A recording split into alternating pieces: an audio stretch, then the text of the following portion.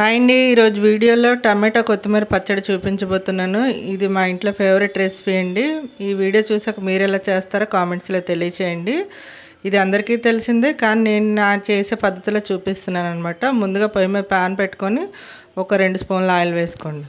Next కారానికి తగ్గట్టు పచ్చిమిర్చి వేసాను. నేనైతే కారం ఎక్కువగా తింటామండి మా ఇంట్లో. 10 పచ్చిమిర్చి వేసాను.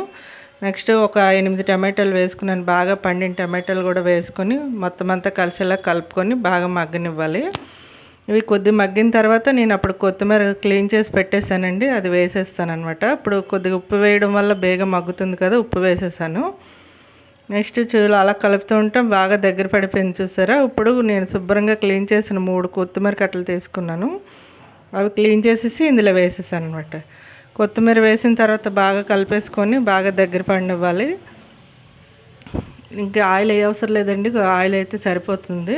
ఇప్పుడు బాగా దగ్గర పడిపోయింది కదా, నేను మిక్సీలో వేస్తున్నాను. రోటి పచ్చడి అయితే చాలా ఇష్టం అండి, కానీ రోల్ అనేది అవైలబుల్గా లేదనమాట. ఇప్పుడు కొద్దిగా చింతపండు, కొద్ది జీలకర్ర వేసుకోండి.